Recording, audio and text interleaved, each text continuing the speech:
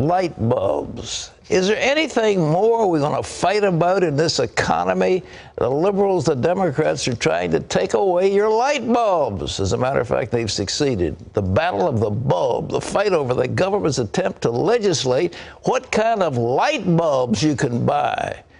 And even though incandescent rules have not been completely banned, or bulbs, you might not be able to find many incandescent bulbs in stores. Like small potties in the bathroom, we now have special light bulbs courtesy of the federal government. Mark Martin explains why. For more than 130 years, Thomas Edison's incandescent bulb has lit up homes around the world. Now the light bulb as we know it may soon be a thing of the past. In 2007, Congress passed the Energy Independence and Security Act. Republicans in Congress fought its enactment late last year, saying the government should not be able to determine what kind of light bulbs consumers should buy. They managed to strip the law of the funding needed to enforce the ban on Edison's bulb. But even though Congress took the teeth out of the law, one lighting industry spokesman says it's too late. The industry has moved on and has already made changes to production lines to build more efficient bulbs. The law requires basic light bulbs to be about 25% more efficient, and that removes traditional incandescent bulbs from the market. Sandra Miles is a veteran of the telecommunications and lighting industries. I think it's very wise because maybe 40, 50 years ago it wouldn't have worked because there wasn't alternatives, but now you have plenty of great energy efficient alternatives that give you the same look and feel of an incandescent. Those alternatives primarily fall into two categories: CFLs, known for their curly shape, and light-emitting diodes, or LEDs. They're supposed to save energy and last a lot longer than traditional light bulbs. However, lighting professional Howard Branston is not ready to give up on a bulb that's not broken. He's known for lighting structures like the Statue of Liberty and Malaysia's Twin Towers. Branston stands by Edison's invention, using traditional incandescent bulbs to light his home. On his website, Save the Bulb, Branston writes, "I see no good reason to relegate one of America's greatest inventions to the dustbin of history, other than to suit the particular interest of uninformed politicians, light manufacturing giants and their lobbyists, and energy zealots." I know a couple of senior researchers in the lighting industry who've started to hoard light bulbs, and me included, because I might not win this fight, although I'm dedicated to it.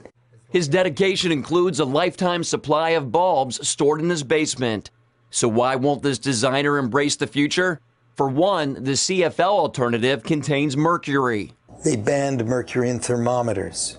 Now they're saying, hey, it's okay. In light bulbs, it's okay, but in thermometers, no.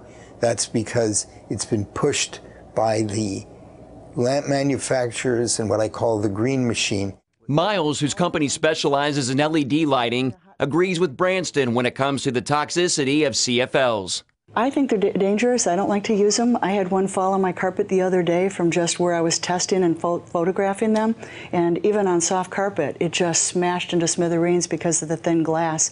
And immediately my secretary left the room. I called somebody else to come help clean up. They wouldn't have anything to do with it. The Environmental Protection Agency states the use of CFLs helps reduce mercury emissions in the U.S. because of, quote, their significant energy savings. Yet the EPA also put detailed instructions on its website of what to do if a CFL breaks in your home. This photo allegedly shows what happened to a man after he stepped onto a broken CFL and his foot became infected with mercury poisoning. With an enormous cleanup procedure, then you've got to pick up the parts, put them in a sealed glass jar, or double bag them in sealed plastic bags. Nobody's going to do this. You can't vacuum it up. Unlike CFLs, Miles says LED lighting is not delicate. These are virtually unbreakable in 50,000 hours of warranted life. Be prepared to pay quite a bit more for the LEDs and CFLs. For example, you can pay $1 for a 3-pack of traditional bulbs, while a 3-pack of CFLs can cost around $10 to $15. LEDs cost the most.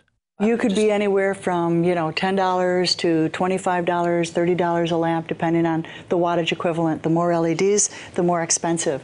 Miles hopes the attraction of energy savings and long life will win over consumers.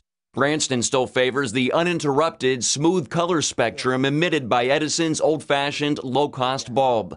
His opinion may not matter, though, as the industry moves forward to comply with regulations that some call light bulb socialism. Mark Martin, CBN News, Hollyville, New York.